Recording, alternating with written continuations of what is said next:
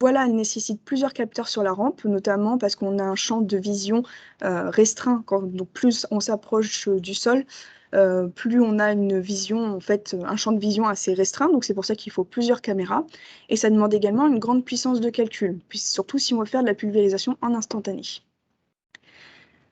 Alors, il y a également les capteurs embarqués par drone.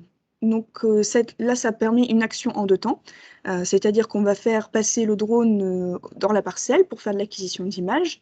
On va traiter ces images pour générer une carte de préconisation pour pouvoir l'importer dans le pulvérisateur. Donc ça permet une vérification intermédiaire par l'agriculteur, et notamment de connaître les volumes de bouillie à embarquer donc dans le pulvérisateur.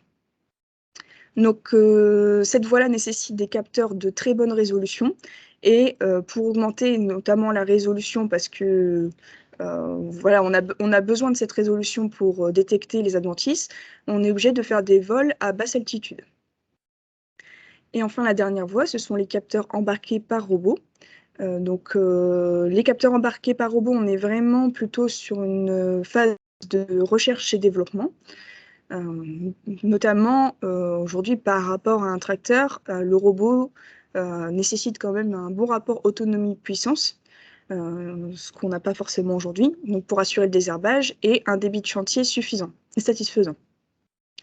Et notamment, on notera donc un point de vigilance pour les parcelles non plates, donc parce que c'est une des limites, on va dire, du robot. Il faut une parcelle avec une bonne portance et une parcelle à peu près plate pour que le robot puisse, voilà, ait assez de puissance pour assurer le désherbage et se promener dans le champ. Donc, que ce soit les capteurs embarqués par tracteur, par drone ou par robot, le principe est le même. Donc, on utilise des capteurs qui sont en fait des caméras pour faire l'acquisition d'images. Donc, ces caméras donc, sont soit en ce qu'on appelle en RGB, c'est-à-dire donc c'est rouge, vert, bleu, qui correspond en fait au spectre du visible. Donc, c'est ce que vous avez sur par exemple, une photo avec un téléphone portable ou un appareil photo classique. En fait, c'est exactement le même rendu que ces caméras-là. Vous pouvez également avoir des capteurs multispectraux. Dans ces cas-là, en plus du spectre du visible, on va utiliser des longueurs d'onde dans le proche infrarouge. Ou également des caméras hyperspectrales, c'est-à-dire qu'à la fois, donc, on utilise le spectre du visible, le proche infrarouge et l'infrarouge. Donc ça nous permet d'avoir des informations supplémentaires sur la végétation, notamment sur le taux de chlorophylle, mais également, enfin voilà, c'est la couleur, etc. Donc, c'est des éléments qu'on peut ajouter à l'identification des adventices.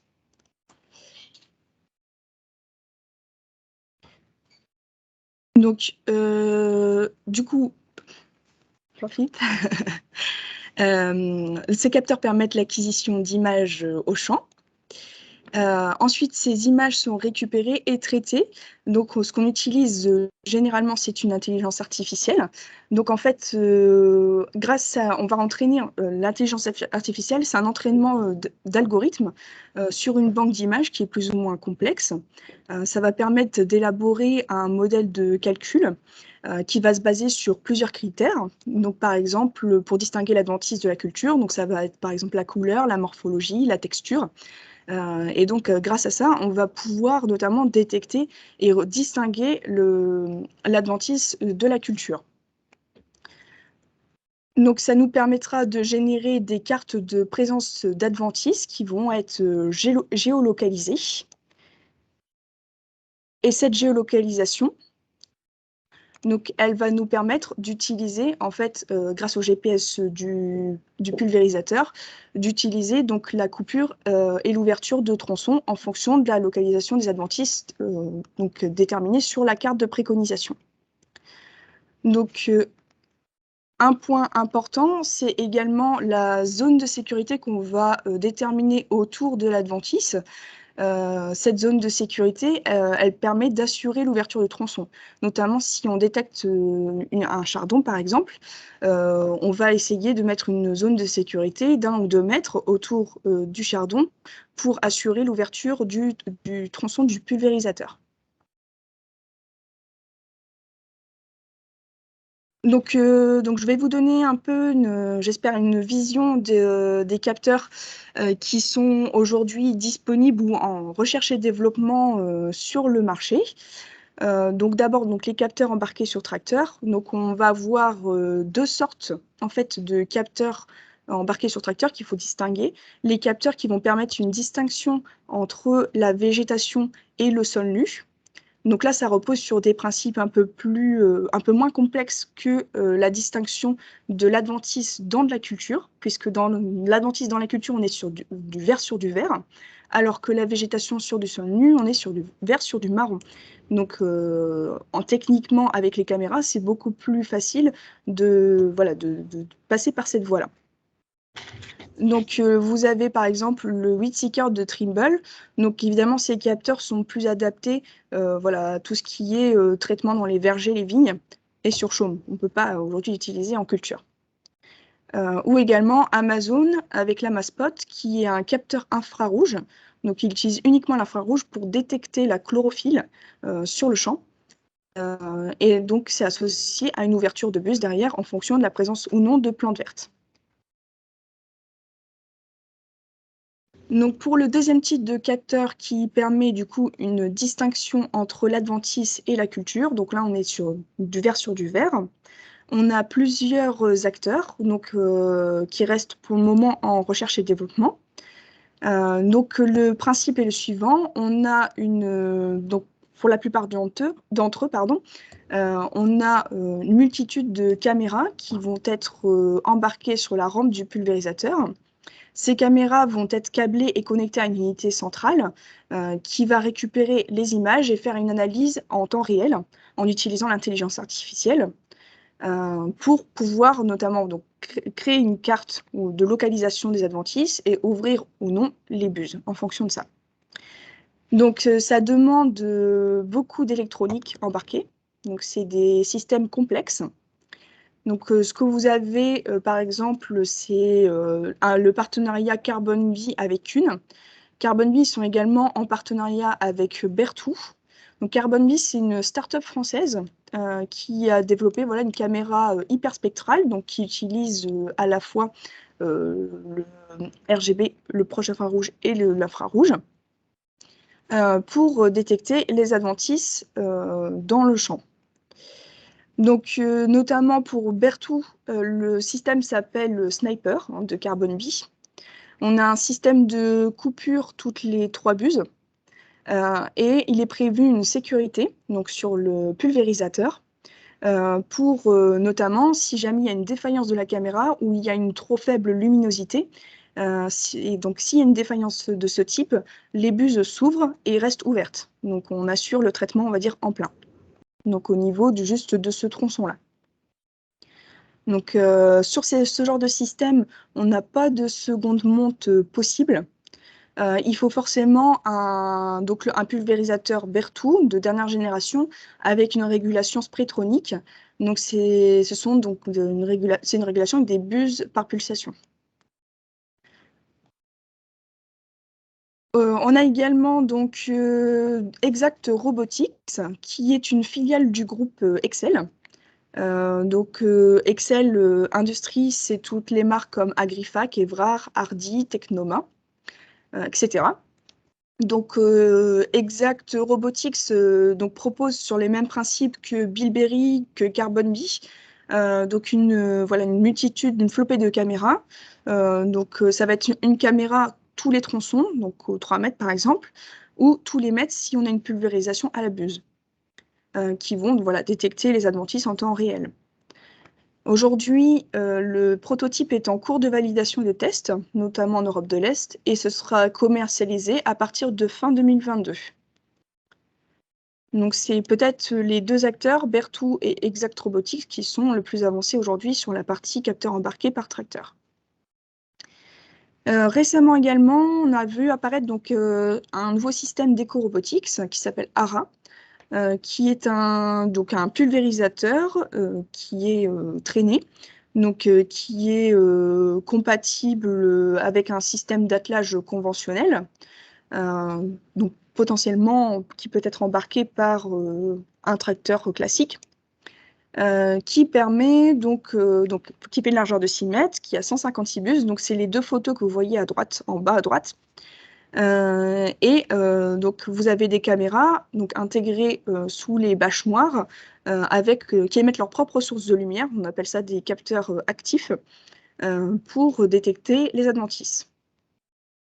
Donc, contrairement au système que je vous ai présenté avant, de Bilberry, Carbon Bee ou Exact Robotics, où on n'avait pas de limitation de vitesse en termes de pulvérisation, donc on avait les systèmes qui pouvaient fonctionner jusqu'à 25 km/h. EcoRobotics, on a une limitation à 7 km/h maximum. Donc ça fait un débit de chantier à 4 hectares à l'heure. Donc aujourd'hui, ces systèmes, ils sont plutôt en recherche et développement. La commercialisation est annoncée à partir de fin 2022 de ces systèmes de capteurs embarqués sur tracteur.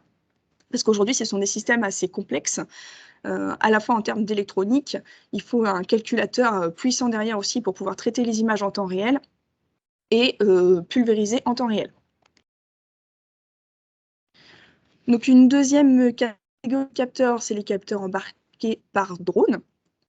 Du coup, on a plusieurs services aujourd'hui disponibles, notamment la plateforme Alteia, qui est une plateforme d'intelligence visuelle. C'est-à-dire que en fait, le vol de drone se fait par un opérateur, donc c'est pas Alteia qui va faire le vol de drone. Par contre, ils mettent à disposition une plateforme qui permet de faire des traitements, d'appliquer différents algorithmes pour détecter les adventices dans les photos dont on a fait l'acquisition avec notre drone.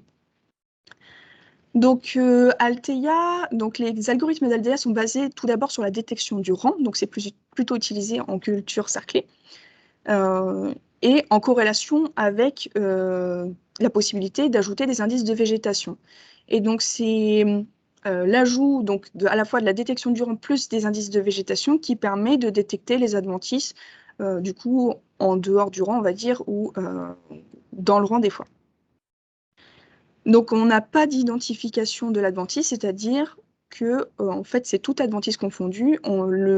Les traitements ne vont pas nous dire là, on a détecté uniquement du chardon ou ici du laitron. On ne fera pas de différence entre les adventices. Donc, on a également une entreprise Phytodrone qui propose des services globalement des services autour du drone, notamment des services de détection d'adventices. Donc, Phytodrone, c'est une entreprise qui est à petite échelle. On a aujourd'hui une seule personne qui gère cette entreprise. Mais il n'y a pas, les algorithmes, pareil, qui sont derrière, il n'y a pas d'identification de l'adventice. C'est tout adventice confondu par rapport à la culture. Donc, un autre service, c'est Abellio, dont vous aurez la description détaillée à la suite de cette présentation, qui ont développé leurs propres drones et propres capteurs pour permettre l'acquisition d'images. Et ils ont derrière des services d'intelligence artificielle pour détecter spécifiquement, donc là pour le coup, on a vraiment des algorithmes spécifiques pour détecter des adventices en particulier. Notamment, aujourd'hui, ils sont bien avancés sur la partie détection du chardon dans la betterave ou détection du datura dans le maïs ou encore les légumes. Une autre entreprise, Chouette Vision, qui est un service spécialisé sur la vigne. Aujourd'hui, service de télédétection spécialisé sur la vigne et notamment sur la partie détection des maladies, qui souhaite développer ses compétences sur la grande culture et qui donc du coup travaille en recherche et développement sur la détection d'adventices. Telespazio, c'est une entreprise qui est spécialisée sur la partie services satellitaires, donc images satellites, et qui a développé une prestation drone de détection spécifique au datura. Et enfin, ExoExpert, qui est une plateforme intelligente, tout comme Alteia. Donc, c'est-à-dire qu'on réalise nos propres vols de drone et on fait l'acquisition de nos propres images. Et ensuite, on les intègre à la plateforme. Ça nous permet de réaliser des orthophotos. Et là, on n'a pas d'intelligence artificielle derrière la plateforme, mais plutôt une détection manuelle.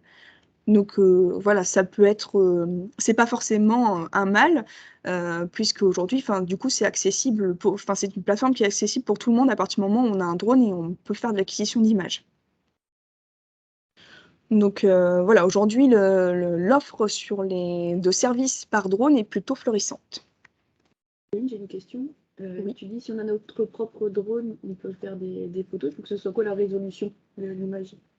Alors, faut une bonne résolution, donc l'idéal, c'est au centimètre. Donc, c'est pour ça qu'il faut faire des vols à basse altitude. Donc, en général, ces plateformes-là, en fait, elles demandent d'avoir... ils spécifient quand même quel type de drone il faut utiliser et à quelle altitude il vaut mieux l'utiliser. Notamment, pour ExoExpert, ils proposent d'utiliser plutôt donc, des drones type Phantom, donc c'est des petits drones qui embarquent des caméras qui sont quand même d'assez bonne résolution, mais les vols vont se faire à basse altitude, donc plutôt 30-40 mètres maximum. Aujourd'hui, c'est des drones qui sont... la vente de drones est assez démocratisée, puis les tarifs, les coûts sont quand même beaucoup plus bas qu'il y a une époque pour ce genre de drones.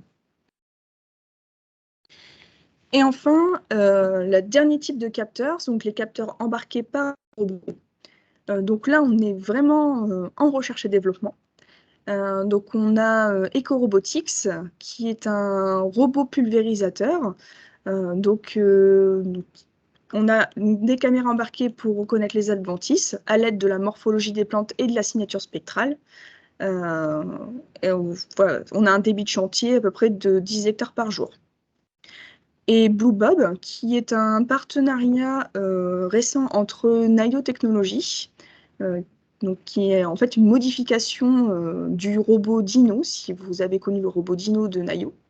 Donc partenariat entre Nayo Technologies, Delplanck et une entreprise allemande, donc qui ont développé du coup un robot de désherbage mécanique équipé d'une caméra pour la reconnaissance adventice. Donc c'est spécifique sur la partie betterave.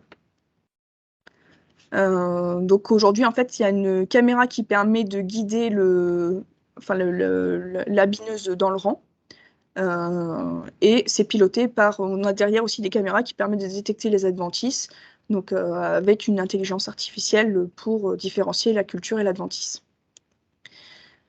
Donc voilà, aujourd'hui, au niveau des robots, on est assez limité surtout au niveau de la réglementation, parce que on est dans l'obligation d'avoir un opérateur dans le champ si on souhaite utiliser un robot. Les seuls, on va dire, les seuls leviers qui pourraient nous faire utiliser un robot sans opérateur, c'est d'abord, d'une part, de disposer de barrières physiques autour de la parcelle ou de l'utiliser en intérieur. Donc, c'est pour ça que voilà, aujourd'hui, c'est vraiment la recherche et développement, sachant que cette réglementation risque quand même d'évoluer parce que on a notamment une association en France d'acteurs autour de la robotique qui s'appelle RobAgri et qui travaille à l'évolution de la réglementation sur tout ce qui est tracteurs autonomes et robots pour la France et l'Europe. Donc voilà, j'espère vous avoir donné une vision assez exhaustive des technologies et des services qui existent aujourd'hui sur la partie désherbage ciblé. Donc je voulais vous faire part de la différence un peu entre le capteur et le drone, les capteurs embarqués sur tracteur et le drone, donc quels sont les avantages et désavantages de ces types de technologies. J'ai volontairement exclu la partie robot, parce que aujourd'hui la réglementation est en mouvement, mais à l'heure actuelle, on ne peut pas utiliser un robot sans opérateur au champ. En plus, avec la robotique, on est limité en termes de débit de chantier, d'autonomie et de retour sur investissement, parce que ça reste quand même des outils très onéreux. Donc voilà, je me suis concentrée plutôt sur les capteurs embarqués sur tracteur et par drone. Donc les capteurs embarqués sur tracteur, donc l'avantage c'est qu'on a une meilleure résolution, parce que notamment on est plus proche du sol, donc on a la possibilité de détecter les adventices à un stade jeune. Les inconvénients, c'est que ça nécessite d'avoir plusieurs caméras parce qu'on a un champ de vision restreint au niveau de la rampe. Donc ça augmente le coût, forcément. Le temps réel est compliqué car on ne connaît pas le volume de bouillie embarqué. Donc voilà, comme je l'avais souligné tout à l'heure, on peut faire fonctionner en 2 niveaux, c'est-à-dire soit en temps réel, soit en 2 temps, c'est-à-dire qu'on va faire un premier passage donc avec le pulvérisateur soit à vide, soit durant un autre travail dans le champ, pour faire voilà, de l'acquisition d'images, pour ensuite revenir avec la carte de préconisation et l'herbicide dans le pulvérisateur. Voilà, comme le temps réel est assez compliqué, d'une part parce que déjà il faut une grande puissance de calcul derrière pour que le pulvérisateur soit assez réactif par rapport à l'acquisition d'images et le traitement des images. Et ça demande aussi, du coup, de connaître en partie le volume à embarquer, parce qu'aujourd'hui, l'objectif quand même du désherbage ciblé, c'est de diminuer l'utilisation d'herbicides, de réduire ses IFT.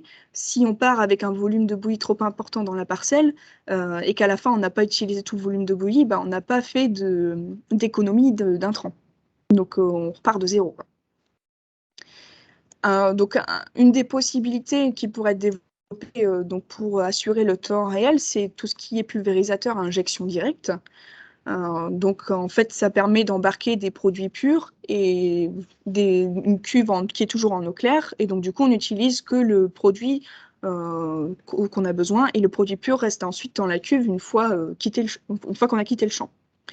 Aujourd'hui, ça fait des années que les constructeurs travaillent sur l'injection directe. Aujourd'hui, il n'y a pas de système, à ma connaissance, viable et fonctionnel et commercialisé. Enfin, un dernier inconvénient, c'est un investissement coûteux, parce qu'en effet, il y a beaucoup d'électronique derrière. Donc, il y a beaucoup d'électronique, il y a beaucoup de caméras, donc ça demande beaucoup de puissance de calcul. Donc, ça complexifie aussi l'utilisation du matériel et notamment à la fois l'utilisation et à la fois la réparation, puisque quand on a beaucoup d'électronique, on a plus de risques d'avoir une panne et de ne pas savoir réparer derrière son tracteur, enfin son pulvérisateur, pardon. Le prérequis, c'est d'avoir un modèle de pulvérisateur spécifique. Donc ça peut être un inconvénient également. C'est-à-dire que, par exemple, pour Berthoud, il faut les derniers modèles avec la régulation Spraytronic. Ça peut pas être monté en seconde monte. Et ça peut pas, on doit utiliser des pulvérisateurs dernière génération qui sont compatibles avec ce genre de système. Et donc, il faut en plus compter, en plus de l'achat de la partie caméra, il faut compter en fait l'achat du pulvérisateur qui va bien, quoi. Donc, c'est quand même un lourd investissement. Donc, en coût moyen, on est à peu près à 4 000 € du tronçon, juste pour la partie caméra et système de traitement d'image. Donc, pour un pulvérisateur de 36 mètres, avec des tronçons par exemple de 3 mètres, on arrive quasiment à un investissement de 50 000 €. Donc, le drone est plus abordable, on va dire, à court terme. On est sur un investissement plutôt de 15 € de l'hectare. Donc, si on illustre cet exemple avec le cas spécifique du chardon, il faut compter à peu près 20% en moyenne de surface traitée, on va dire, grâce au désherbage ciblé. Donc, on va en moyenne désherber uniquement 20% de la surface par rapport à un traitement en plein, donc qui est de 100%. Donc 20% de la surface traitée avec un produit, un anti-chardon à 40 € de l'hectare, ça revient à une charge produit à 8 € de l'hectare. Plus le coût de la prestation, du coup 23 € de l'hectare, au lieu d'un 40 € de l'hectare pour un traitement en plein. Donc c'est assez, c'est plutôt, il y a un retour quand même sur investissement assez intéressant. Le drone est plus abordable également à court terme parce qu'on n'a pas besoin de faire un gros investissement matériel. Il est nécessaire, pour pouvoir utiliser les cartes de préconisation, d'avoir un pulvérisateur avec un système GPS équipé d'une console débloquée pour la modulation et la coupure de tronçon. Donc, ces systèmes ne sont pas les systèmes les plus présents actuellement dans les parcs matériels, mais l'investissement pour avoir un GPS et une console débloquée pour la modulation et coupure de tronçon est quand même beaucoup moins important qu'un système complet embarqué avec pulvérisation en temps réel. Et on estimera à combien?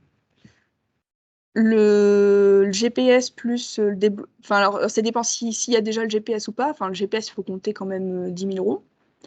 Et c'est pas que pour il est multi-usage, le GPS. Oui, il est multi-usage, le GPS. Et après, pour débloquer une console en modulation, c'est voilà, 400 à 1 000 €, coupure de tronçon également. Donc, dans les avantages du drone, donc, voilà, on connaît l'état de la parcelle, du coup, grâce aux images acquises. Et la surface, on connaît la surface à traiter en amont. Donc, on connaît le volume de bouillie embarqué dans le pulvérisateur. Par contre, les inconvénients, c'est d'abord, il y a une nécessité de faire un vol à basse altitude. Donc, ça demande, enfin, du coup, ça augmente le temps de vol, et notamment, ça augmente également le nombre d'images dont on fait l'acquisition dans le champ, et donc la durée du traitement.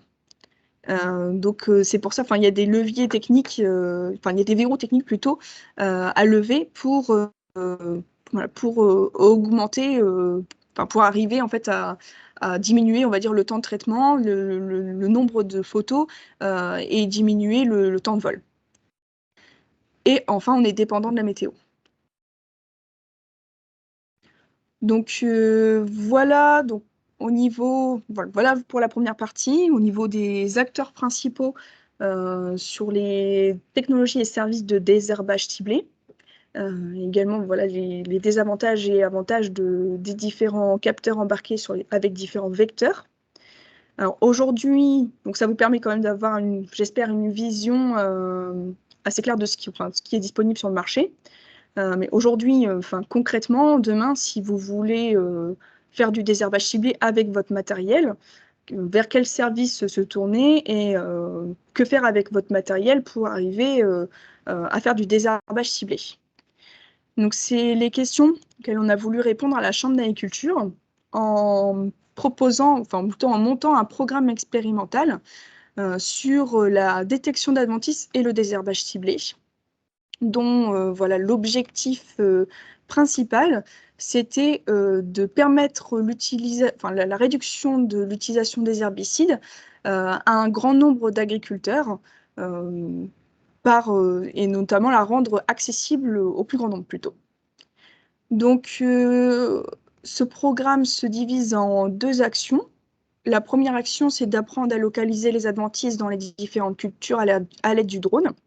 Donc, on a orienté notre choix vers le drone, donc vis-à-vis notamment des avantages et des désavantages des deux techniques que je vous ai du coup présentées juste avant. Notamment, le drone est plus abordable à court terme en termes d'investissement en termes d'investissement tout simplement de services et matériel aussi. Aujourd'hui, on peut envisager de faire du désherbage ciblé avec un pulvérisateur qui n'est pas forcément de la dernière génération, grâce au drone. Donc, du coup, on a fait l'acquisition d'un capteur multispectral haute résolution et d'un drone pour développer nos propres algorithmes de classification pour la détection d'adventices. Et en parallèle, on teste des services qui sont déjà existants et commercialisés ou qui sont encore en recherche et développement sur la partie drone. Et la deuxième action, c'est sur la mise en place et l'évaluation du désherbage ciblé en plein champ. Notamment, une des limites aujourd'hui de l'utilisation du drone pour le désherbage ciblé, c'est la génération des cartes de pulvérisation, enfin de désherbage, on va dire de détection d'adventices, qu'on va intégrer au pulvérisateur. Les constructeurs, comme vous avez pu le voir lors de la première partie, ils se sont vraiment orientés sur une solution tout en un, c'est-à-dire des caméras embarquées sur tracteur où on peut pulvériser en direct. Mais ils n'ont pas forcément aujourd'hui anticipé ni réfléchi à une voie pour en fait importer ce genre de cartes, donc des cartes de préconisation de désherbage ciblé, dans les consoles. Et aujourd'hui, on n'a pas forcément des calculateurs, enfin voilà, des consoles qui sont adaptées à ce genre de pratique, parce que les calculateurs ne sont pas assez puissants. Que quand on a un trop grand nombre de tâches qui correspondent aux tâches d'Adventis, en fait, les consoles n'acceptent plus les cartes parce qu'il y a trop de tâches à gérer pour la console, et donc le pulvérisateur ne pourra pas être assez réactif. Je fais une petite parenthèse, vous savez, il y avait une question qui nous a été posée par un des participants. Oui. Dans les solutions qui sont proposées actuellement par les constructeurs, est-ce qu'il y a déjà l'adaptation de la dose ou du type d'herbicide en fonction des cartes et des détections d'adventices, en fonction des détections d'adventices qui sont faites par les caméras? Ou est-ce que pour l'instant, c'est pas... Donc sur les caméras embarquées par tracteur. Oui. Alors, est-ce qu'il y a... Modulation de dose déjà. Est-ce que ça se fait ou est-ce que c'est stop, enfin ouverture C'est plutôt ouverture-fermeture de tronçon. Après, la modulation, à l'heure actuelle, on peut déjà en faire. Par exemple, la modulation des herbicides racinaires, donc en fonction des types de sol. Après, la modulation, avec un pulvérisateur même classique, on peut déjà envisager ça. La modulation, on ne peut pas la faire par tronçon, parce qu'il faut du coup envisager une pompe par tronçon. La pompe, elle va, en fait, on va pouvoir moduler à débit, on va dire, et pression constante, uniquement sur toute la rampe. Là, aujourd'hui, avec les pulvérisateurs actuels. Modulation possible, mais pas couplée pour l'instant avec la coupure de tronçon. Voilà. Et donc, sur la deuxième action, donc on mène des travaux sur l'adaptation des cartes de frappe ciblée aux différentes consoles du marché. Et on évalue en parallèle la performance de désherbage des pulvérisateurs du marché. Voilà, pour répondre à cette problématique. On a une question de participante, la Marion, qui nous demande si les programmes de désherbage ciblé ont toujours lieu sur la ferme 3.0 ou si ça se fait aussi sur d'autres sites. Je pense que tu vas y répondre. Oui, alors ça se fait sur la ferme 3.0 et sur d'autres sites. La ferme 3.0 reste toujours un lieu d'expérimentation privilégié et on a l'occasion d'utiliser également d'autres systèmes de culture avec d'autres contraintes chez d'autres agriculteurs pour tester nos solutions de désherbage ciblé.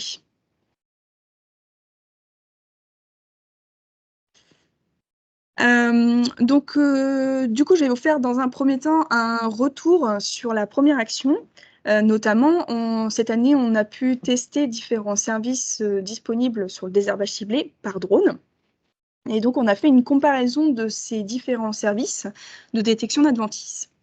Donc, l'objectif, c'était de constater les avancées des services de détection existants sur le marché, de tester leur fiabilité et leur efficacité. Donc pour ça, on a testé 4 services de détection. Donc Abellio, qui utilise leur propre drone que vous voyez en image. Donc c'est l'image du drone qui se situe le plus en haut. Alteia, donc qui est donc là pour le coup une plateforme qu'on peut utiliser donc à partir de nos propres images drones. Donc on a utilisé donc le drone qui est situé sur la photo en bas. Chouette Vision, qui permet à la fois l'utilisation soit de notre propre drone, soit ils peuvent effectuer le vol pour nous. Et Phytodrone, qui de même, on peut utiliser soit notre propre drone, soit ils peuvent faire un vol pour nous. Donc ça, c'est les 4 services que l'on a testés. Donc le protocole est le suivant. On a 2 parcelles d'essai, de chardon dans de la betterave. Et on va faire un passage de tous ces services de détection à la même période, donc à peu près sur 3 jours de décalage, au maximum. Donc à partir de 4 feuilles jusqu'à recouvrement du rang, enfin avant recouvrement du rang. Et on va envoyer donc les photos les photos drones aux différents prestataires pour qu'ils puissent les traiter et nous envoyer les cartes de préconisation. Donc, sauf pour Abellio, qui, eux, gèrent vraiment tout de A à Z, c'est-à-dire le vol de drone, vu qu'ils ont leur propre drone et leur propre capteur, jusqu'au traitement et à l'envoi de la carte de préconisation. En parallèle, on a défini 3 zones dans chaque parcelle de 10 mètres par 10 mètres donc qui sont représentatifs de la parcelle, où on est allé faire des relevés avec un GPS piéton centimétrique. Donc là, c'est l'image que vous voyez en haut, donc qui correspond donc, voilà, à la placette, donc le carré jaune. Les ronds jaunes, c'est les chardons qui sont qui ont été relevés au GPS centimétrique. Donc les couches que vous voyez au-dessus, donc les cartes en violet, rouge, bleu et violet foncé, donc c'est toutes les cartes de préconisation qu'on a récupérées donc des différents prestataires. Donc c'est juste pour illustrer, hein, il n'y a pas de, je vais pas détailler ça. Et ce qu'on a fait, c'est qu'on a comparé les relevés GPS donc terrain avec les cartes de présence de chardon de chaque service. Donc on a déterminé les vrais positifs, les faux positifs et faux négatifs. Donc par rapport à l'image que vous voyez en bas, à gauche c'est la vérité terrain, donc vous avez la culture en vert et l'adventice en marron. Et à droite, c'est la carte, donc c'est un exemple, hein, c'est une carte obtenue par une carte de présence d'adventice. Donc les vrais positifs, ça correspond à ce que vous voyez en bleu, le rond bleu. Donc c'est en fait un chardon qui a été détecté comme un chardon par le prestataire. Un faux positif, c'est ce que vous voyez en jaune. Donc c'est une betterave qui a été détectée comme un chardon par le prestataire. Et un faux négatif, c'est ce que vous voyez en orange, c'est un chardon qui n'a pas été détecté par le prestataire. Donc ça, on récupère toutes ces informations-là pour notamment comparer les services entre eux. Donc là, je vous ai réaffiché un peu toutes les cartes, des cartes de préconisation des différents services de détection testés. Donc, vous avez Alteia, Chouette Vision, Phytodrone et Abellio. Donc, ça nous donne déjà des premiers éléments de résultats. On voit par exemple pour Alteia et Phytodrone, on a par rapport à nous, notre vision de la parcelle, notre vision de terrain de la présence de chardon dans cette parcelle, on a une surdétection sur ces deux cartes de détection. Ça, c'est lié notamment au fait que ces deux services ne proposent pas une détection spécifique de l'adventice, c'est-à-dire qu'ils vont détecter tous les adventices confondus. Donc, notamment dans cette parcelle, on avait des repousses de pommes de terre, on avait d'autres adventices, et donc tous ces adventices ont été en fait détectés. Ce qu'on peut voir également chez Alteia, par exemple, c'est que des fois, on a des tâches qui correspondent, par exemple, quasiment à un rang de betteraves. En fait, c'est parce que l'algorithme il est basé sur d'abord la détection de rang et ensuite, donc, voilà, on ajoute des indices de végétation. Donc, il suffit que finalement la détection de rang, au moment du SMI, il y a eu un petit décalage. Du coup, la détection de rang, elle se fait pas très bien. Du coup, ça fausse un peu les cartes de détection d'adventice. Donc pour Chouette Vision, ce que vous voyez, c'est vraiment qu'on a fait ça sur une petite zone, parce qu'aujourd'hui, Chouette Vision est vraiment en recherche et développement sur ces services-là. Et ils nous ont demandé notamment de faire un vol de drone à 7 mètres d'altitude. 7 mètres d'altitude, c'est très bas. Et donc, ça augmente considérablement le temps de vol. Et donc, on a besoin de beaucoup de batterie pour le faire. Donc là, on n'avait pas assez de batterie pour le faire, pour faire toute la parcelle. Donc, on n'a fait qu'un petit bout de la parcelle. Ça a été la même chose hein, pour Alteia et Phytodrone. Vous voyez que la carte n'allait pas sur toute la parcelle parce que les conditions de vol fixées par les prestataires ne nous permettaient pas d'avoir assez de batterie pour faire toute la parcelle entière. Donc c'est vraiment aujourd'hui une limite, un verrou technologique à lever pour améliorer l'efficacité de détection d'adventice. Ce qu'on notera également, c'est l'importance de la zone de sécurité autour des détections d'adventice. Ce qu'on peut voir, c'est que pour Alteia et Phytodrone, on a quand même énormément de petites tâches par rapport à Abellio, où ils ont fixé une grosse zone de sécurité. Le problème avec Phytodrone et Alteia, c'est la zone de sécurité, on ne peut pas en fixer une trop grosse parce que, notamment, il y a déjà une surdétection avec les autres adventices. Si on fixe une zone de sécurité trop importante, après, l'économie de produits ne justifie pas le passage d'un service de détection d'adventisme.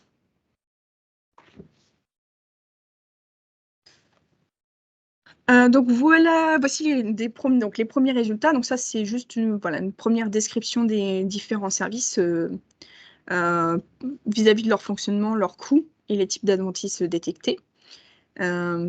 Donc Abellio, en fait, ils vont par exemple faire donc le vol de drone et ils vont détecter uniquement les chardons qui sont bien développés dans la parcelle et ils vont fixer donc une zone tampon. Ils vont considérer que le chardon se développe par foyer et donc ils vont fixer une zone de sécurité de 10 mètres autour du chardon.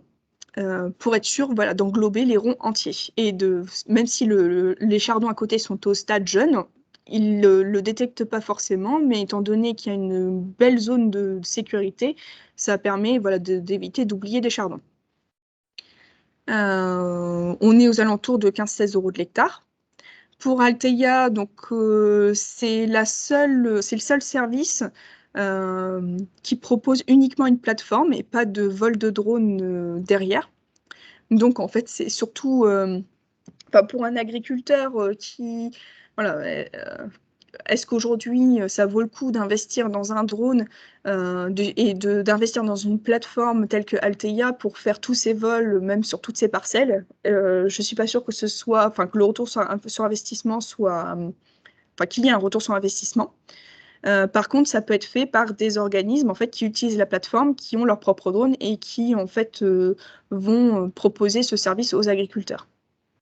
Est-ce que, Marie nous demande, est-ce que vous avez fait une petite cartographie ou un listing un peu en agriculture, des types de drones, des temps d'usage, des types de batteries qu'on peut utiliser? Oui, on a fait une veille technologique sur les drones. Donc, dans le cadre du programme, on a fait une veille technologique sur les drones, sur les capteurs qui permettent, les capteurs multispectraux, RGB, etc., qui permettraient de faire la détection d'adventices. Également sur les matériels aujourd'hui de pulvérisation et sur les traitements et les types de classification les algorithmes qu'il peut y avoir derrière pour classifier les adventices par rapport aux cultures. Okay. Je serais ravie de pouvoir en discuter avec elle plus en détail. Et globalement, on y reviendra après, mais ça fait partie d'un des livrables qui seront à la sortie du programme, d'avoir un guide sur la partie vraiment drone et images et traitements. Oui, ça fera partie des livrables en effet du programme. Pour Phytodrone, comme je l'ai dit, c'est une entreprise avec une seule personne derrière. Le vol de drone peut être fait par l'entreprise elle-même ou on peut faire le vol de drone par nous-mêmes. Et Chouette Vision, de même, le vol de drone peut être fait par eux-mêmes ou par nous-mêmes. Donc, le seul qui va détecter spécifiquement les chardons, c'est Abellio par rapport à tous les autres services. Tous les autres vont détecter tous les adventices, sans distinction entre un chardon, un laitron, etc. Au niveau des coûts, on est à peu près dans le même ordre de grandeur, plutôt à 15 € de l'hectare selon le service.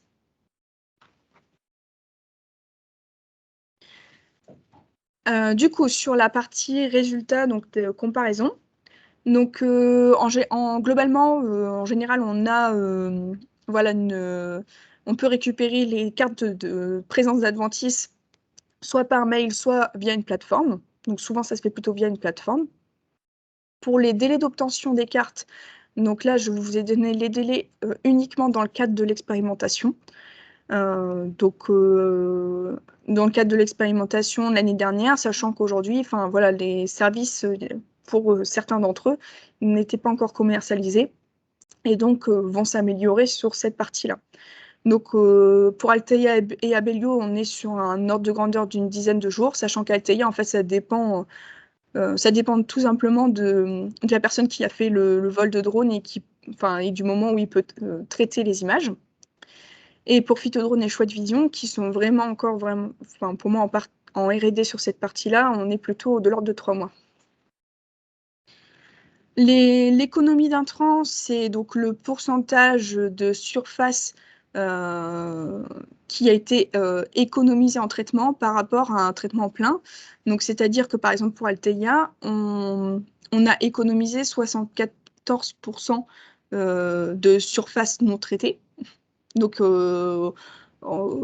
du coup, ça fait 26% de surface traitée, en fait. Voilà. Pour Abellio, on a 88%. Phytodrone 72 et Chouette Vision, donc 41, mais c'est parce que là encore, comme c'est un service en recherche et développement, on a reçu uniquement les cartes de présence d'adventices et non les cartes de préconisation. Et aujourd'hui, pour l'interpréter, c'est un peu, l'interprétation est différente. Et notamment, dans chaque, c'est une carte en fait composée de rectangles. Et dans chaque rectangle, on va avoir la probabilité d'une présence ou non d'adventices. Donc, en considérant à chaque fois on va dire, on traite à chaque fois qu'il y a une probabilité supérieure à 0, on est à 41% de surface non traitée.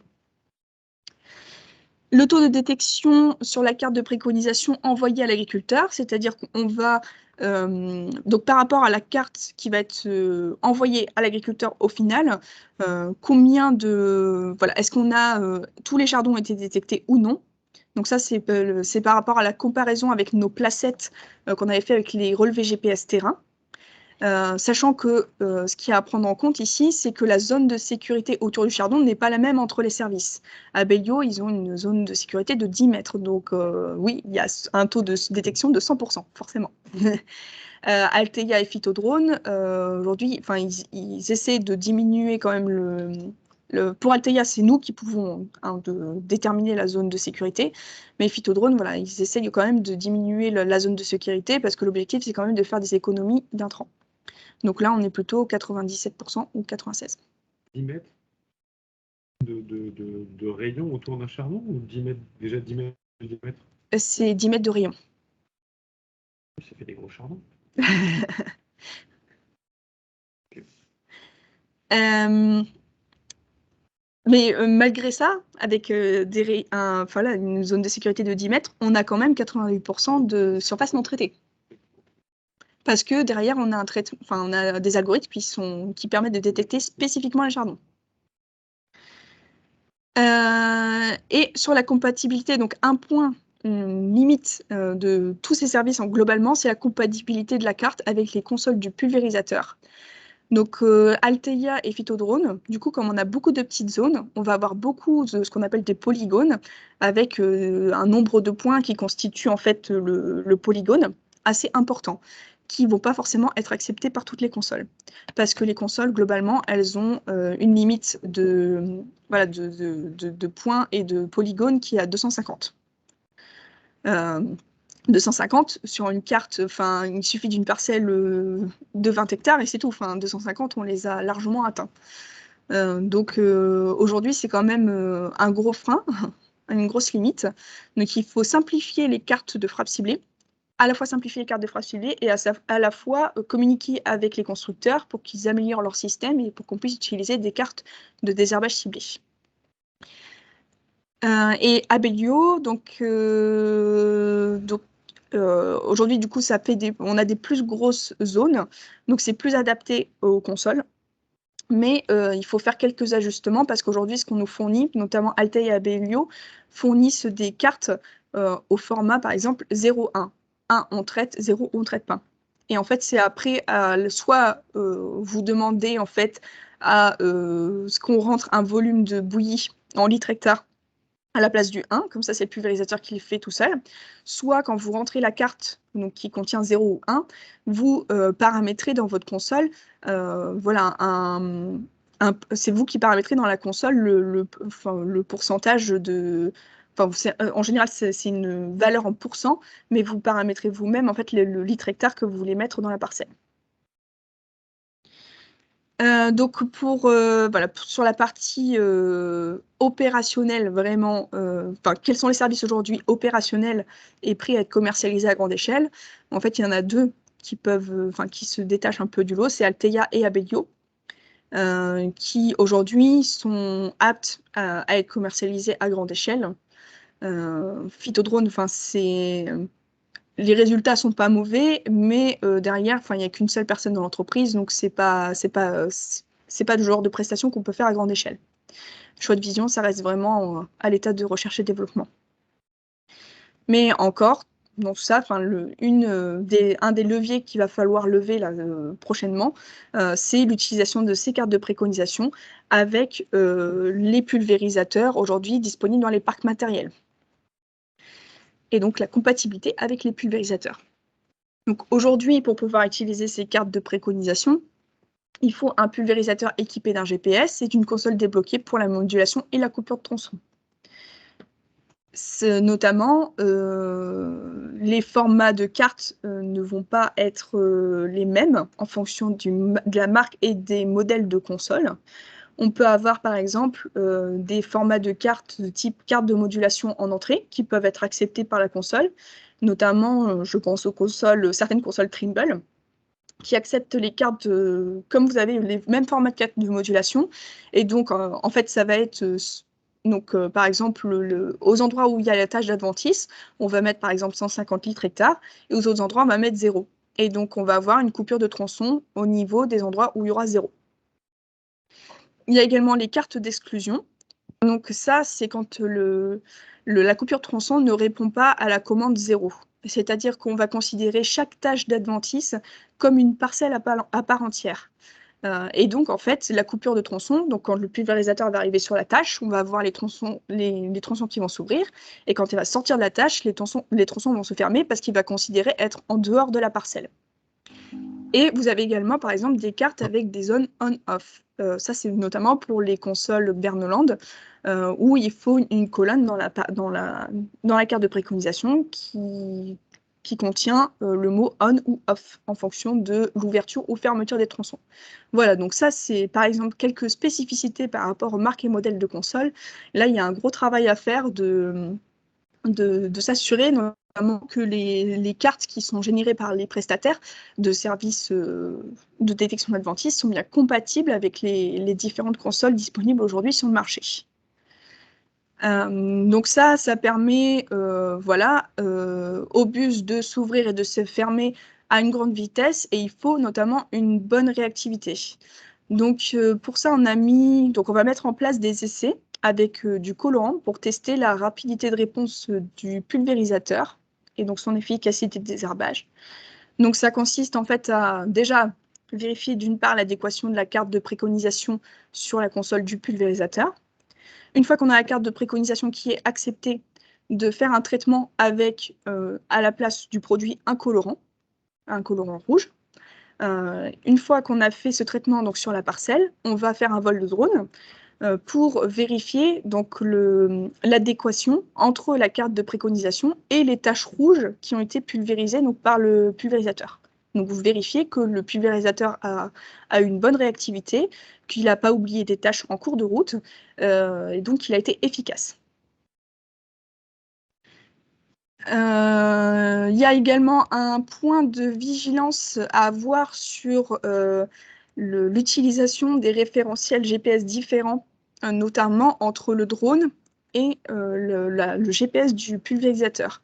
Notamment, si aujourd'hui certains prestataires n'utilisent pas des drones qui sont équipés d'un RTK, on peut avoir un décalage en fait, entre la carte de préconisation et la pulvérisation par le pulvérisateur. Donc c'est ce qu'on va notamment détecter grâce au colorant. Mais c'est un point quand même assez important parce que du coup, si tout est décalé, en fait, on ne va pas pulvériser le chardon, et donc on a beau faire des économies d'intrants, derrière, s'il n'y a pas d'efficacité de désherbage, ça ne vaut pas le coup.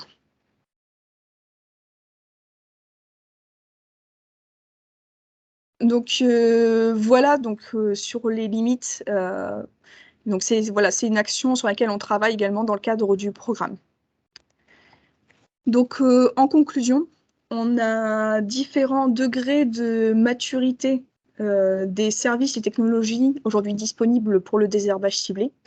Donc ce qu'on a vu notamment, c'est que parmi les 4 services qui ont été testés sur la détection d'adventices, il y en a 2 aujourd'hui qui sont commercialisables à grande échelle.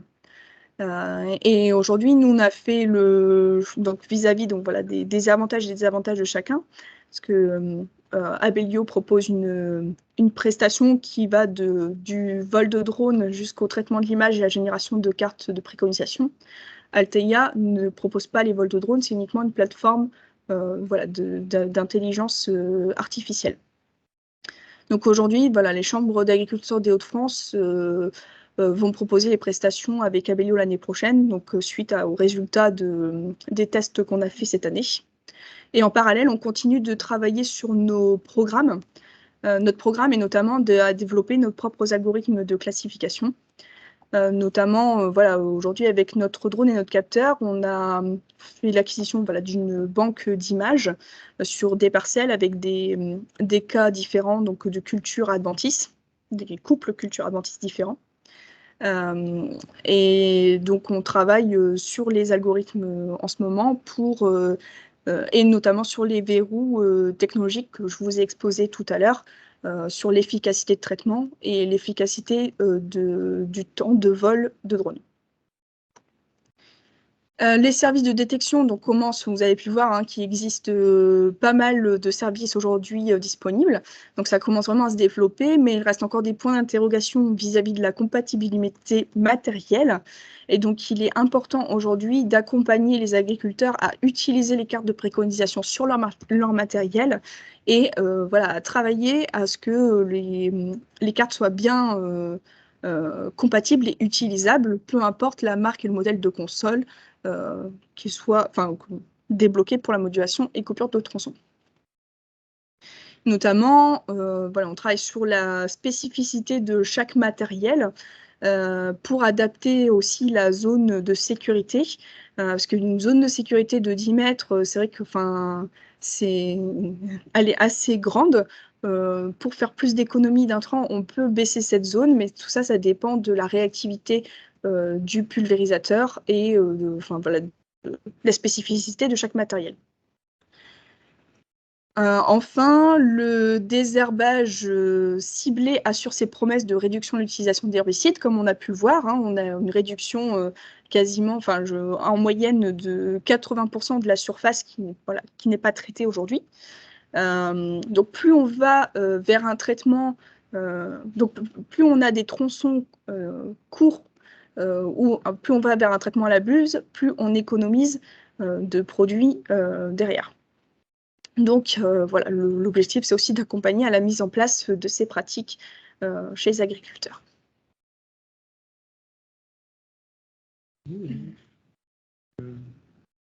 On a des questions des participants, donc on laisse la parole à Grégoire, notre partenaire Abellio, puisque Grégoire en reparlera, mais comme la Chambre d'agriculture, le groupe Carré va aussi proposer des prestations cette année avec Abellio.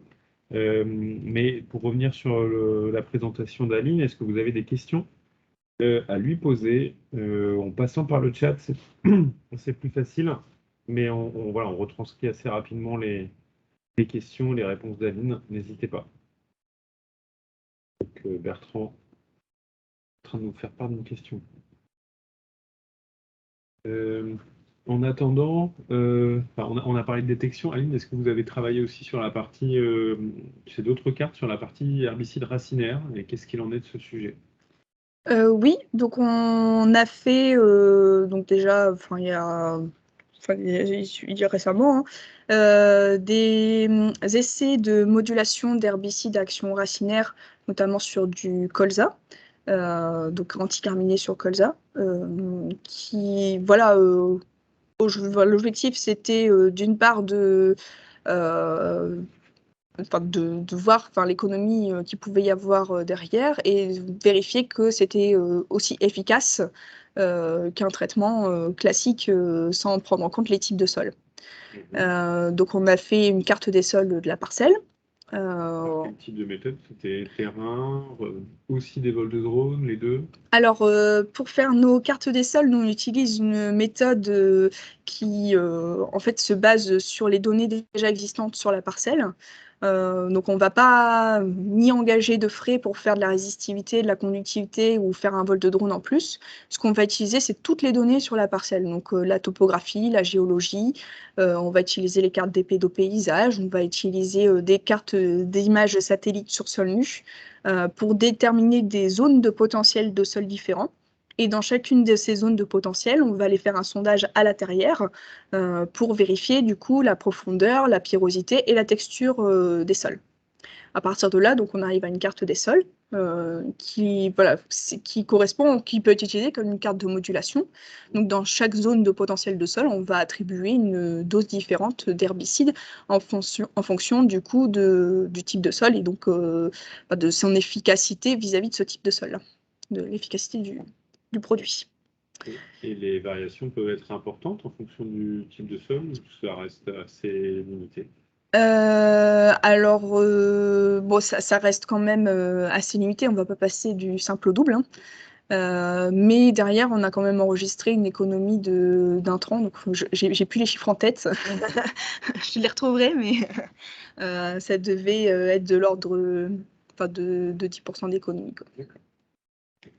Est-ce que vous avez les retours d'investissement sur ces différents matériels que tu nous as présentés, ou est-ce que c'est encore un peu tôt? Et est-ce que dans votre étude, vous avez pu aller regarder un peu ce qui se passait aussi sur le développement de ces technologies à l'étranger, en Europe ou ailleurs?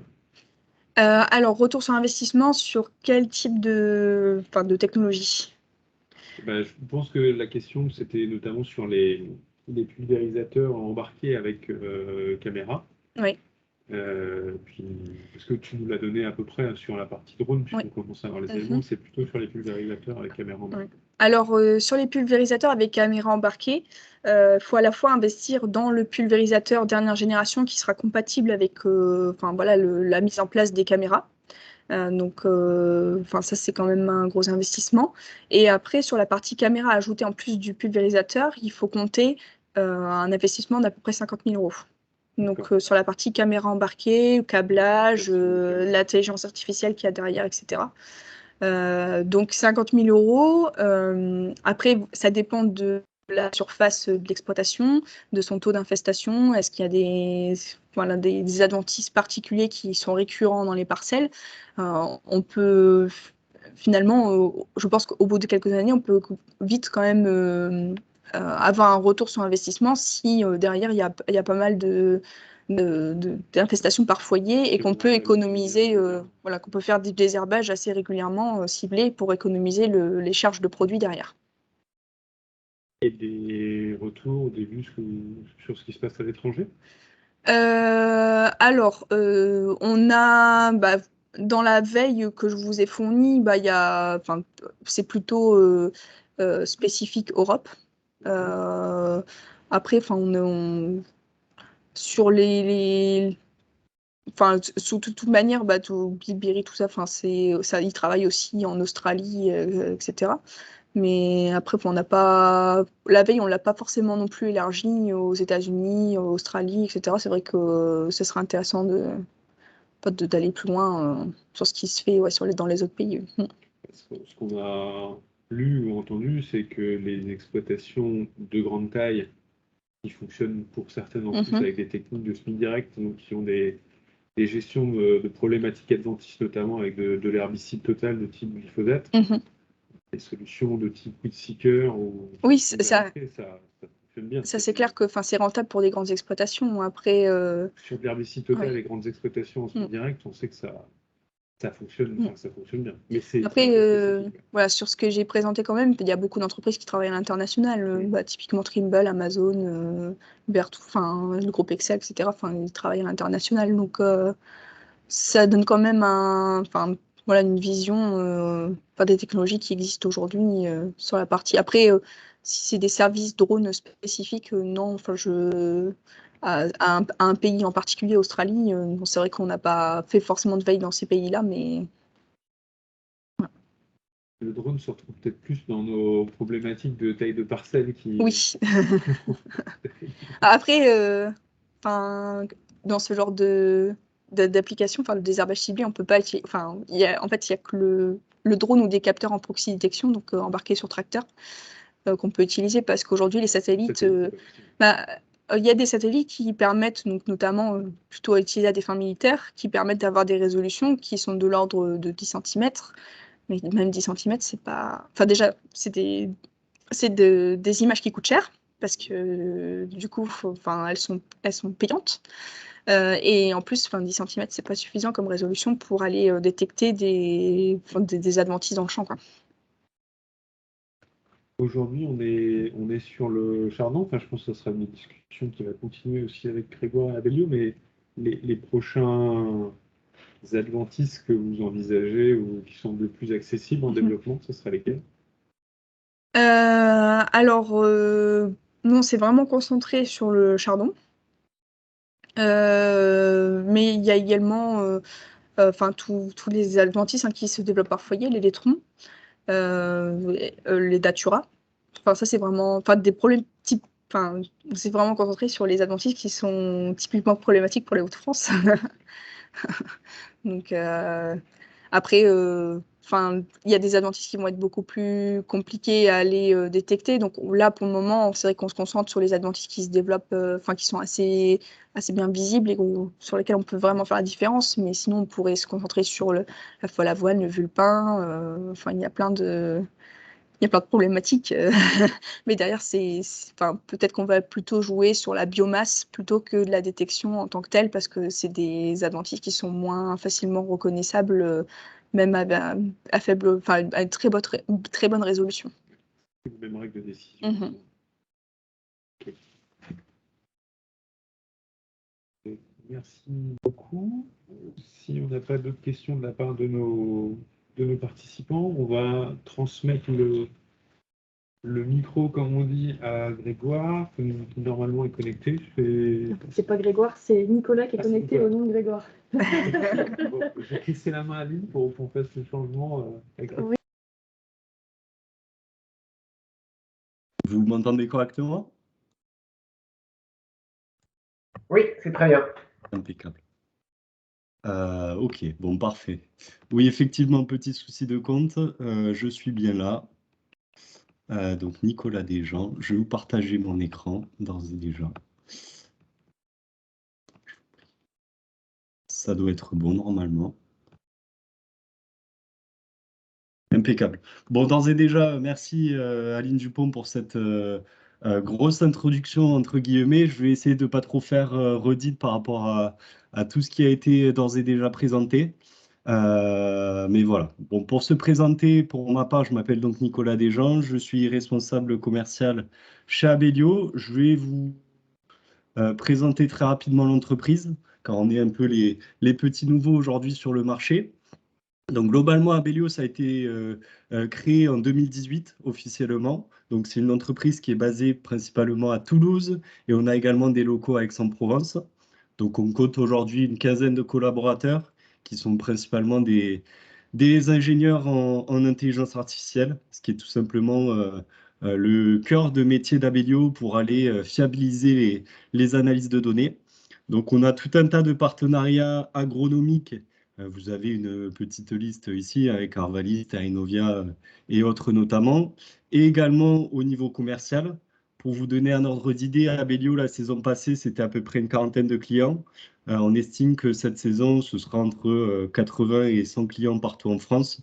Donc clients coopératifs, négoces et groupes industriels type Bonduel, par exemple. Dernière chose par rapport à ceci, on a une approche qui est beaucoup fondée sur la co-construction, c'est-à-dire que tout ce qu'on développe en termes de fonctionnalité, en termes d'interface, d'offres commerciales, a été développé en partenariat avec des acteurs du terrain, donc agriculteurs, techniciens, coop, négoce, chambre d'agriculture. Voilà, donc on est quand même assez proche du terrain par rapport à cette approche-là. Donc, pour en venir au cœur du sujet, excusez-moi. Donc, la détection de chardon sur betterave. Vous avez déjà eu une très bonne introduction.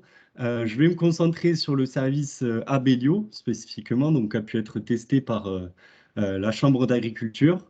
Donc, pour vous expliquer un petit peu le fonctionnement du service de manière générale, et je rentrerai un petit peu plus dans le détail de l'analyse ensuite. Donc, globalement, ce qui se passe en termes de process, c'est qu'on récupère les parcelles un mois avant le début des vols, ce qui nous permet tout simplement de nous organiser en termes d'autorisation à obtenir auprès des éventuels aéroports et autres. Donc, ça, c'est le premier point. On cale ensuite une date de vol optimale en fonction de votre traitement herbicide, donc pour les agriculteurs. Donc la date de vol est souvent calée avec un technicien du négoce de sorte à à centraliser les échanges et à fluidifier tout simplement ces échanges-là. Ensuite, nous, de notre côté, on met à disposition donc, le drone équipé d'un capteur multispectral embarqué qu'on a développé. Donc, on n'est pas dans un système de vente de matériel. C'est vraiment un système qui est basé sur la prestation et la donnée, finalement. Donc, on met à disposition ce matériel à un télépilote, donc partenaire de notre réseau. On a un maillage un peu partout en France de télépilotes sur lesquels on peut tout à fait compter et qui effectuent donc ces prestations pour le compte d'Abellio. Une fois le vol effectué, on récupère les données et on analyse les images par des algorithmes d'intelligence artificielle. Donc, je rentre un petit peu plus dans le détail, hein, mais vous avez eu déjà les premières infos. C'est basiquement une base de données qu'on entraîne à reconnaître le chardon spécifiquement dans la culture de la betterave notamment. Une fois ces données analysées, il faut compter un délai désormais de 72 heures et non plus 10 jours, puisqu'on n'est plus en R&D, on est dans un modèle industriel désormais. Donc 72 heures pour récupérer les résultats via notre nouvelle plateforme web. Donc on fournit notamment des comptes rendus PDF et des fichiers de modulation. Donc je reviendrai également sur toute la partie compatibilité avec le matériel qui est un point dur notamment. Voilà, donc on est vraiment dans une prestation clé en main qui va de l'acquisition à l'analyse et à la restitution de la donnée. L'idée, c'est véritablement que l'agriculteur, que le technicien n'ait rien à faire et qu'on soit vraiment dans un confort de travail optimal, entre guillemets. Voilà pour ceci. Pour en venir un petit peu plus à l'analyse et vous montrer quelques exemples, donc c'est notamment une parcelle qu'on avait fait la saison passée chez Carré. Donc on est bien dans l'idée d'effectuer un vol de drone pour aller détecter encore une fois de manière très spécifique les chardons. Donc on peut se baser sur tout un tas de paramètres, hein, que ce soit les formes, que ce soit les couleurs, que ce soit les interrangs également, qui peuvent nous aider également, pour aller concevoir des algorithmes les plus fiables possibles. Ça, c'est un premier point. Une fois que ce vol est réalisé, comme je l'évoquais tout à l'heure, on fournit deux types de cartes. Donc, la première que vous voyez en haut, c'est une carte de détection. Donc, chaque point correspond à un rond de chardon, basiquement. Et de cette carte, on transforme cette carte en une carte de modulation. Donc, c'est une carte de modulation de zone et non de dose, c'est-à-dire qu'il y a deux zones. La zone en verte correspond à la zone à traiter et la zone en rouge à la zone à ne pas traiter. Donc, globalement, ce qu'on a fait ici, c'est qu'on a appliqué un rayon de traitement de X mètres autour de chaque chardon pour aller se couvrir, tout simplement, et assurer le traitement à 100% des ronds de chardon à la parcelle. Donc, on est dans un traitement herbicide localisé, donc soit en automatique, si vous avez effectivement le matériel qui va bien, le pulvé qui vous permet de traiter de manière localisée, ou soit en mode manuel. Mais là, l'idée, c'est de vous fournir des cartes un petit peu plus grossières, où vous allez pouvoir tout simplement agir sur le rayon de traitement ou découper votre carte de manière visuelle pour aller traiter grossièrement votre parcelle et la découper. Là, par exemple, c'est une parcelle qui s'y prête bien. Il y avait deux itinéraires culturaux, 10 itinéraires techniques différents, et on pourrait tout à fait distinguer les zones à traiter, voilà, avec une zone sur la partie de gauche à traiter et la zone un petit peu moins traitée sur la partie en haut à droite. Donc par rapport à cette parcelle en particulier, on était sur du 66% d'économie d'herbicide, donc ce qui est quand même dans la moyenne basse par rapport à ce qu'on a constaté cette saison. C'est bien parce qu'on a à peu près les mêmes chiffres avec Aline sur toutes les expérimentations qu'on a menées. On était effectivement autour de 80% d'économie d'herbicide et on peut monter dans certains cas extrêmes à plus de 95% selon la typologie des parcelles et les ronds de chardon présents dans la culture. Donc côté bénéfice, il y a effectivement cette partie économie. Donc je reviendrai un peu plus en détail sur les chiffres associés à cette économie. La partie effectivement qui nous concerne de plus en plus, donc réduction des IFT d'un point de vue réglementaire. Et enfin, ce qui peut être intéressant aussi, c'est que vous avez souvent des rotations betterave suivies d'un blé. Donc on pourrait imaginer tout simplement réutiliser la carte, donc les données, les détections acquises sur betterave, pour se donner un ordre d'idée des zones à traiter sur la culture suivante. Donc, ce qui est une manière aussi, là, d'amortir un peu plus le coût relatif à la prestation. Donc, pour en venir aux chiffres, pour parler très concrètement de gains potentiels, j'ai pris 2 hypothèses en termes d'économie d'herbicides, d'économie de produits. Donc, j'ai pris une première hypothèse qui correspond à la moyenne d'économie de 80% qui a été constatée sur l'ensemble des parcelles qu'on a suivies la saison passée, et une autre moyenne dite basse, donc de 50% d'économie. C'est véritablement le pire des cas, entre guillemets, qu'on n'a jamais constaté d'ailleurs chez Abellio, qui pourrait correspondre éventuellement à une modulation manuelle, pour que vous ayez une petite idée. Dans le premier cas, donc si on considère un coût d'herbicide à 40 € de l'hectare pour une parcelle de 10 hectares, vous allez avoir un coût total du traitement en plein à 400 €, sachant que la prestation Abellio est autour de 17 € l'hectare. Cela va vous coûter 170 €. Et pour cette économie moyenne de 80% d'herbicide, donc on ne va traiter que 20% de la parcelle, donc soit au total 80 €. Vous faites le calcul 80 plus 170, ça vous fait 250 € de coût à mettre en relation avec les 400 € du traitement en plein. Vous êtes sur une économie de 150 € pour cette parcelle, soit 15 € l'hectare. Dans la deuxième hypothèse, bon, le principe est le même au niveau du coût de l'herbicide et du coût de la prestation d'Abellio. On est sur une économie de 50%, donc hypothèse vraiment très basse, avec simplement, avec un coût de traitement, pardon, de 200 €. Donc là, le gain est un petit peu moins intéressant, mais ça reste tout de même rentable. Donc un gain de 3 € l'hectare, soit 30 € la parcelle. À compter aussi, à noter, je l'évoquais dans la slide précédente, qu'il est possible de valoriser la carte sur la culture suivante et de fait de rentabiliser encore plus votre investissement. Mais on est vraiment dans, voilà, dans l'optique d'apporter une vraie rentabilité.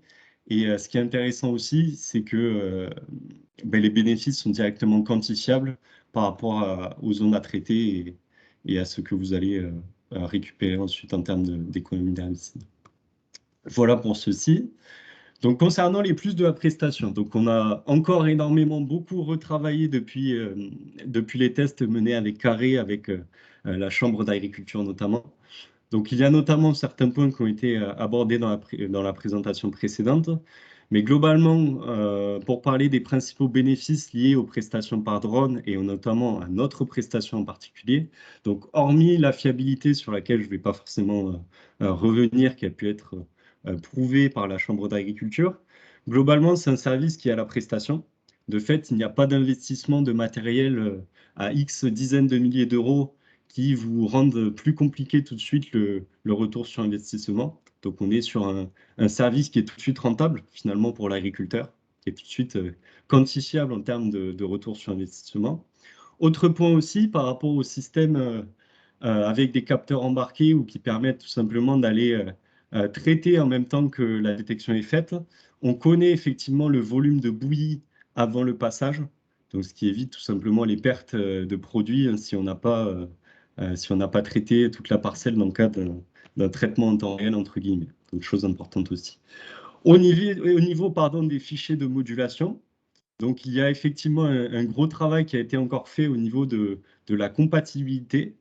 Nous, notre engagement chez Abellio, c'est que chaque agriculteur qui le souhaite puisse, avant saison, nous demander des fichiers de modulation pour test et qu'on puisse lui fournir. Et on s'engage véritablement à fournir ces fichiers juste à temps d'avoir quelque chose de pleinement satisfaisant. Donc nous, de notre côté, on est bien évidemment en contact avec les différents constructeurs du marché. Pour autant, on travaille énormément sur les fichiers en eux-mêmes. Donc c'est bien souvent un nombre de polygones à simplifier et un nombre de zones voilà, qu'il s'agit de simplifier encore une fois. Et dernier point aussi, donc au-delà de la partie fiabilité et mise en place du service, il y a également notre service après-vente. Donc, on met en place une hotline 7 jours sur 7 pour vous accompagner pour tout besoin. Donc, globalement, les principaux besoins qu'on pourrait rencontrer seraient liés au fichier de modulation. Mais voilà, on a vraiment un accompagnement 7 jours sur 7, une fois le service souscrit, pour vous assurer la meilleure qualité de service possible. Voilà pour ceci. Dernière petite chose, donc c'était quand même une présentation assez courte et on a quand même d'ores et déjà bien balayé le sujet ensemble. Aline l'évoquait tout à l'heure, on a mis aussi au point une plateforme qui va nous permettre non plus d'envoyer les résultats par mail, mais de leur rendre accessible, donc soit aux techniciens, soit à l'agriculteur directement. On a mis à disposition une plateforme web donc, qui permet d'aller chercher les résultats. Donc sur la gauche, vous aurez les différentes listes des consoles. Donc vous pourrez, en fonction de votre matériel, aller générer le bon format de fichier. Renseigner également le nombre, enfin la quantité de produits que vous allez appliquer qui va être voilà, fonction du traitement final finalement. Au centre, on a mis les deux types de cartes. Bon, vous n'en verrez qu'une seule dans ce visuel. On a à la fois la carte de détection, donc chaque point qui correspond à un rond de chardon, que vous pouvez convertir sur le côté, donc sur la droite, en carte de modulation. Donc c'est tout simplement la carte à laquelle on a appliqué un rayon de traitement. Différence aussi par rapport à la saison passée, on va vous donner la main par rapport au rayon de traitement. Donc on était effectivement sur 10 mètres la saison passée, ce qui est énorme et ce qui nous a permis effectivement de nous couvrir. Mais on peut imaginer réduire un petit peu ce rayon de traitement pour aller chercher encore plus d'économies par rapport à tout cela. Donc ce qui est intéressant ici, je l'évoquais, c'est sur la partie en bas à droite, tout l'aspect quantification du retour sur investissement. Donc quelle zone à traiter, combien de chardons détectés et quelle économie concrète de surface. Voilà. Et dernier point aussi là-dessus. Donc, vous pouvez facilement donc, télécharger les fichiers, c'est-à-dire le compte-rendu PDF avec les deux types de cartes, donc carte de détection et carte de modulation, et également les fichiers de modulation qui s'intègrent aux différentes consoles. Donc voilà, c'est à peu près tout ce que j'ai à vous présenter aujourd'hui. Je ne sais pas si vous avez des questions par rapport à tout ça, j'essaie de faire très simple.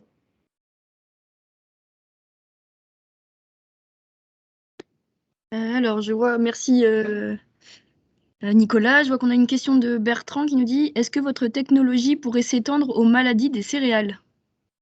Alors, à noter que sur la partie drone, on est plutôt focalisé pour l'instant sur la détection et l'identification de certaines adventices. Donc, on a notamment la maîtrise de la partie Datura. On va s'intéresser à l'ambroisie, à la distinction graminée et dicotylédone. Sur la partie maladie, c'est un petit peu différent. On sera en capacité, on a fait des tests, notamment sur la rouille jaune, on sera en capacité de faire des choses.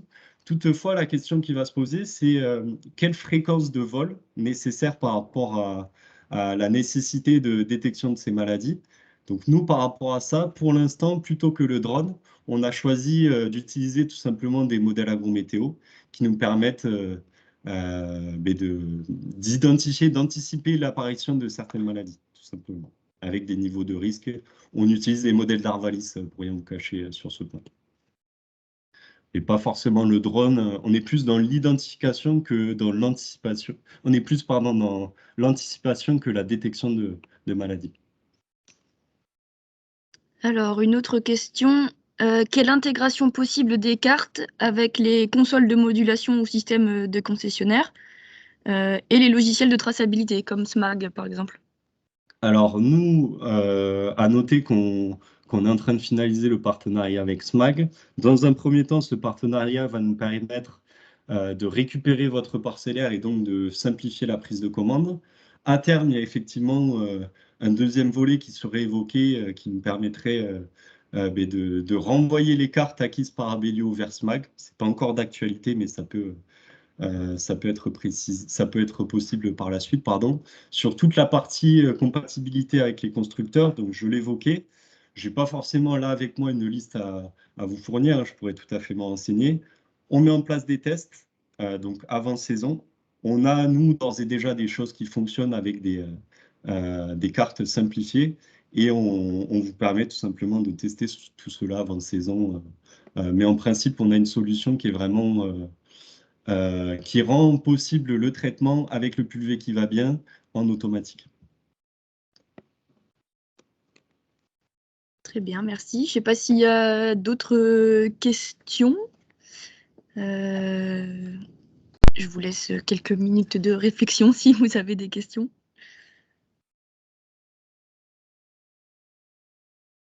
Je vois qu'il y a des questions qui arrivent par écrit.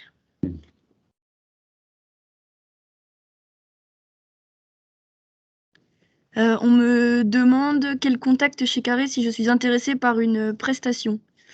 Si vous souhaitez avoir être en direct avec Carré pour ce genre de prestations, vous pouvez contacter Thomas Crépin, notre responsable OAD. Vous passez directement par moi et je ferai le relais avec Thomas. Pour ceux qui veulent mes coordonnées, normalement vous les avez dans les mails que vous avez reçus pour justement participer à cette visio.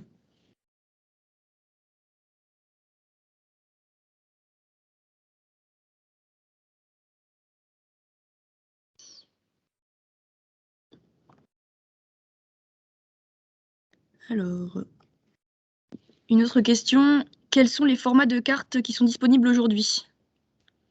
Alors, on a principalement du Shape, du ISO XML et du RDS. Et du coup, Pardon. Oui, bonjour Nicolas, salut. Oui, bonjour. L'écouteur. Du coup, au niveau des colonnes à l'intérieur des cartes, est-ce qu'il y a un changement ou pas? Ou est-ce que, du coup, vis-à-vis de vos contacts avec les différents constructeurs, est-ce que vous avez modifié et adapté certaines colonnes des cartes, par exemple en Shapefile, par rapport aux différentes marques et modèles de consoles? Tout à fait. Donc, il y a des travaux qui ont été effectués depuis. On va continuer de travailler en ce sens. Il y aura peut-être encore des optimisations à faire. On ne va pas se raconter d'histoire. Mais oui, globalement, il y a eu du travail qui a été fourni en ce sens pour rendre d'autant plus compatibles les cartes par rapport à celles que vous avez eues la saison passée. Donc, petite chose, je me permets d'embrayer aussi sur un dernier petit point en termes de fiabilité. On avait déjà quelque chose de satisfaisant la saison passée. On a retravaillé aussi les algorithmes. Donc, les équipes travaillent aussi dessus en ce moment.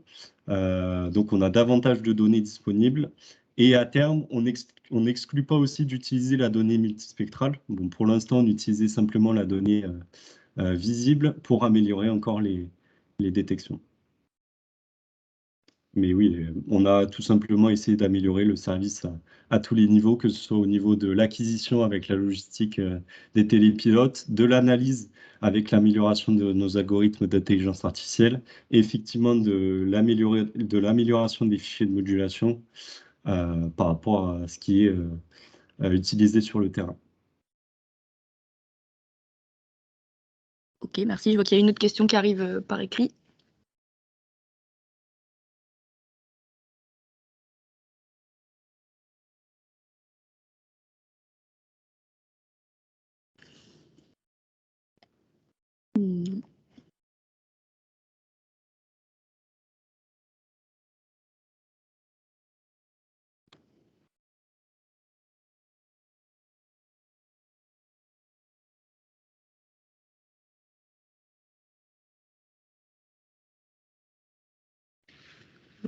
Bon, apparemment, il n'y a plus de questions. Okay.